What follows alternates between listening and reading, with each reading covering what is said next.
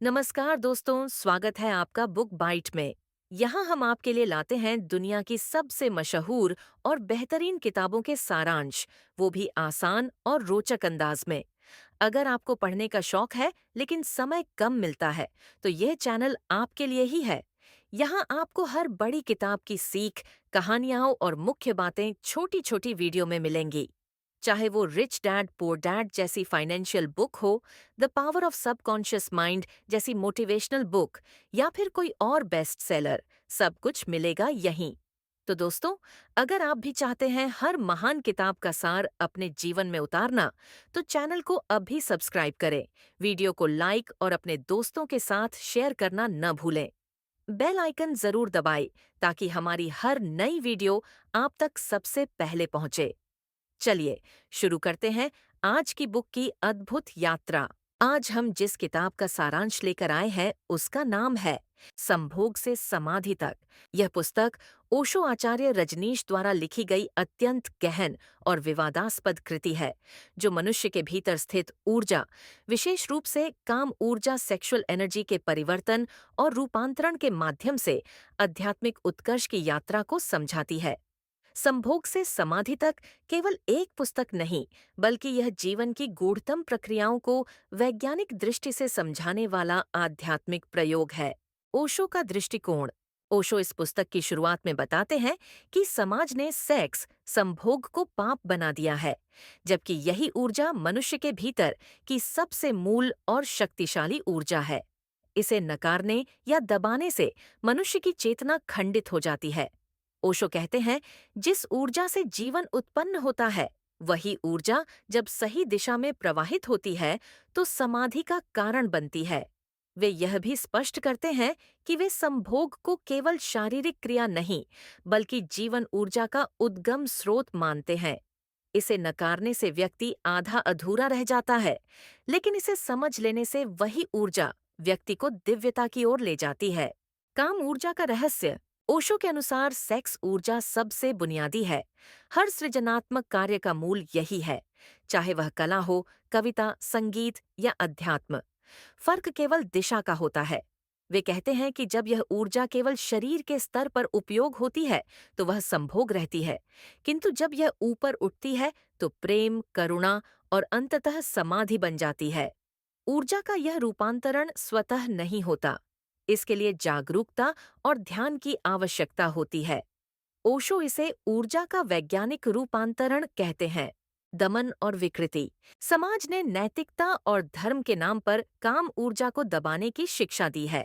ओशो चेतावनी देते हैं कि इस दमन से व्यक्ति में अपराध बोध, भय और मानसिक विकार जन्म लेते हैं। ओशो के शब्दों में, दबी हुई काम ऊर्जा ही सारा समाज बीमार बनाती है। इसलिए वे कहते हैं कि पहले इस ऊर्जा को सम्मानपूर्वक स्वीकार करना होगा, न कि इसे शत्रु समझकर दबाना। स्वीकृति से रूपांतरण तक। रूपांतरण की प्रक्रिया तब शुरू होती है जब व्यक्ति अपने भीतर की कामना को बिना अपराध बोध के देखता है। देखने मात्र से ही बदलाव शुरू होता है। ओशो कहते हैं कि ध्यान का अर्थ सप्रेस नहीं, ऑब्जर्व करना है। जैसे ही व्यक्ति बिना किसी निर्णय के अपनी वासना को देखने लगता है, उसमें से ऊर्जा मुक्त हो जाती है। यह मुक्त ऊर्जा धीरे धीरे ऊपर उठती है, निचले केंद्रों से ऊपरी केंद्रों यानी मूलाधार से सहस्रार तक। यह वही प्रक्रिया है जिसे योग शास्त्र में कुंडलिनी जागरण कहा गया है। कुंडलिनी और चक्रों की भूमिका। ओशो बताते हैं कि मानव शरीर में 7 मुख्य ऊर्जा केंद्र या चक्र होते हैं। काम ऊर्जा मूलाधार से शुरू होती है, जो भौतिक अस्तित्व का केंद्र है। जब ध्यान और प्रेम के सहारे यह प्रवाह ऊपर उठता है, तो यह विभिन्न स्तरों से होकर गुजरता है। स्वाधिष्ठान चक्र, जो आनंद और रचनात्मकता का केंद्र। मणिपुर चक्र, जो ताकत और इच्छाशक्ति का केंद्र।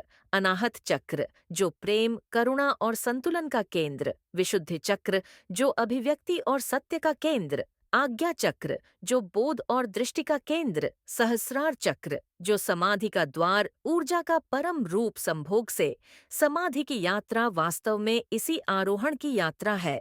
ध्यान और प्रेम की भूमिका। ओशो कहते हैं कि यह परिवर्तन केवल संयम से नहीं होता, बल्कि प्रेम और ध्यान से होता है।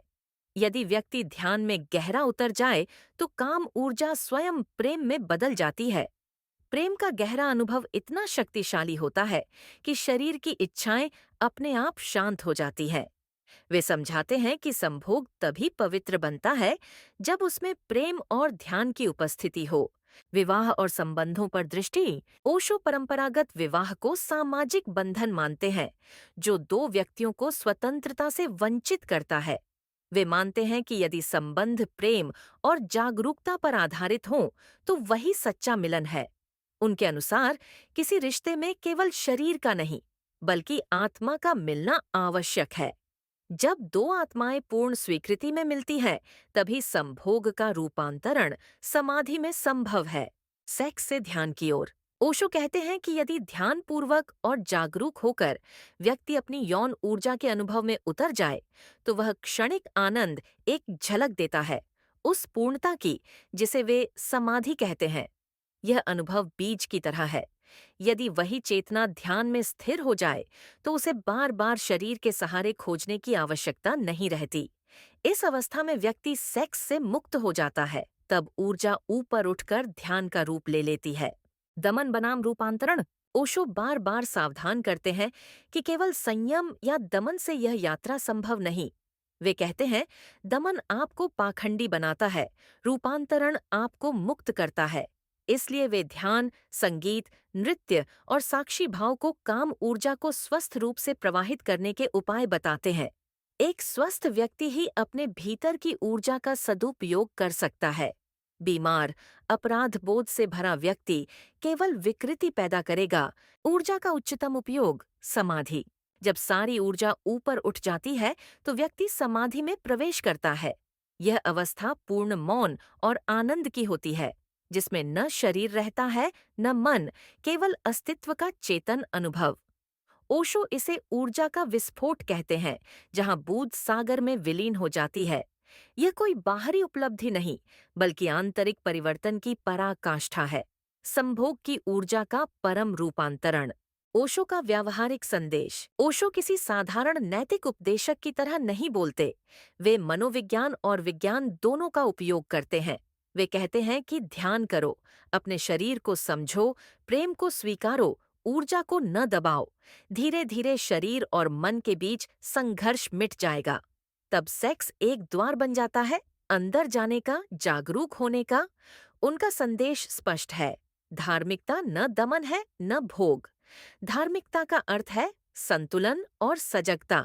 ओशो के आलोचकों का उत्तर। ओशो पर कई बार यह आरोप लगा कि वे सेक्स गुरु हैं, लेकिन ओशो कहते हैं कि उन्होंने सेक्स का प्रचार नहीं किया, बस सत्य को छिपाने से इनकार किया। उनके अनुसार जो व्यक्ति सेक्स को समझ लेता है वही उससे ऊपर जा सकता है। जो डरता है या इसे दबाता है वह हमेशा इसके बंधन में रहेगा। इस दृष्टि से संभोग से समाधि तक केवल यौनता की चर्चा नहीं, बल्कि मनुष्य के विकास की संपूर्ण रूपरेखा है। निष्कर्ष, यात्रा का सार। ओशो का सार संदेश यह है कि संभोग से भागो मत, उसे समझो, उसे दबाओ मत, उसे देखो। उसी ऊर्जा को जागरूकता के साथ ऊपर उठाओ। वही ऊर्जा तुम्हें ईश्वर तक ले जाएगी। यह यात्रा किसी साधु या सन्यासी तक सीमित नहीं, यह हर मनुष्य की संभावित यात्रा है। जो अपनी ऊर्जा को समझ लेता है वह प्रेम में जीता है, ध्यान में खिलता है और अंततः समाधि में विलीन हो जाता है। ओशो के शब्दों में, सेक्स ही बीज है, प्रेम उसका फूल और समाधि उसका फल। इस मार्ग पर भय नहीं, प्रयोग की भावना चाहिए। संभोग से समाधि की यात्रा ही मनुष्य की सबसे सुंदर और संपूर्ण यात्रा है, जहां पशुता से मनुष्यत्व और मनुष्यत्व से दिव्यता की ओर विकास संभव है। अगर आपको ये वीडियो पसंद आया हो ना, तो जल्दी से लाइक बटन दबा दो और कमेंट में बताओ इस किताब का कौन सा प्रिंसिपल आपको सबसे ज्यादा पसंद आया। अगर आप चाहते हैं कि हम किसी और बेस्ट सेलर बुक का सारांश वीडियो के रूप में लेकर आए, तो नीचे कमेंट करके जरूर बताना। और हाँ दोस्तों, ऐसी ही और प्रेरणादायक किताबों के सार सुनने के लिए सब्सक्राइब करो बुक बाइट और दबाओ बेल आइकॉन, ताकि हमारी अगली वीडियो की नोटिफिकेशन सबसे पहले पहुंचे आप तक।